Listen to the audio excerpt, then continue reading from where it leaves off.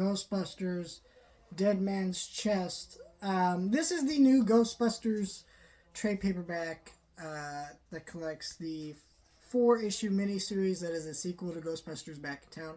I reviewed that as well as all the other Ghostbusters movies. Here's what I will say. I like this comic.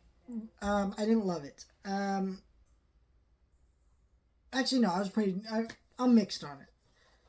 Like, overall, I still enjoy the art of these comics. I think they're entertaining enough to read, but there's a couple things in this comic that bother me. First of all, I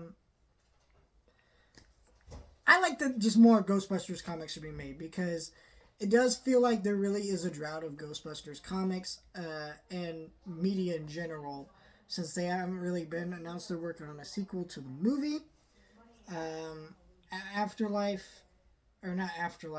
Frozen Empire. I know they claim an animated movie or thing is in the works, but man, that thing has been dead silent for a while now, so we'll see if that ever happens. And that's not the first time they've announced one of those things is in development and it's not happened. So I pray it happens. I hope we get it soon and we can make some cool Ghostbusters videos for you guys. Oh, I'll make some cool Ghostbusters videos for you guys. So that's a plus. Like I said, I like the art, and these are still entertaining to read. However, the Ghostbusters Back in Town comic felt like a nice prelude to the movie, was a nice, like, let's further some stuff. This literally does not. That was a fun sequel to Ghostbusters 2. This is just boring. I don't really like anything that's happening here.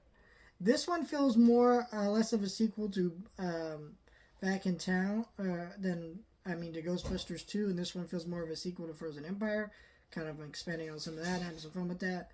But, like, it's just boring. Not boring. It's fun to read, like I said. It's a quick read. Read in like 20 minutes. But I just don't feel like anything that interesting happens. I feel like I'm tired of McKenna Grace's character in this franchise being a character that they're queer baiting in the movie, in the comics. At least it feels that way. I don't know if they actually are, right? I don't know if they ever had any intentions of making that character gay.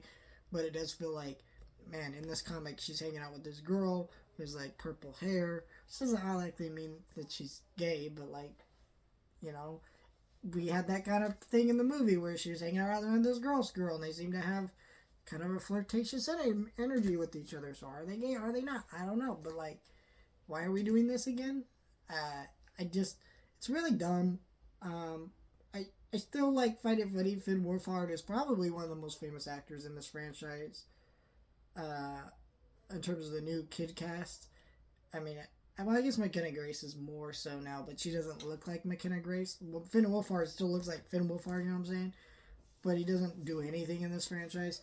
So I don't know. I'm still mixed on it, but yeah, this was a disappointment for me because I really enjoyed the Ghostbusters Back in Town. Like, this was like immediately when I got it, I wanted to start reading it, and I hold off for a couple days so I could record it because I went out of town and didn't have time to do it. And then so I waited till I had more time to actually read it and go through it, and then it's just like, nope, disappointing. Let me know your thoughts.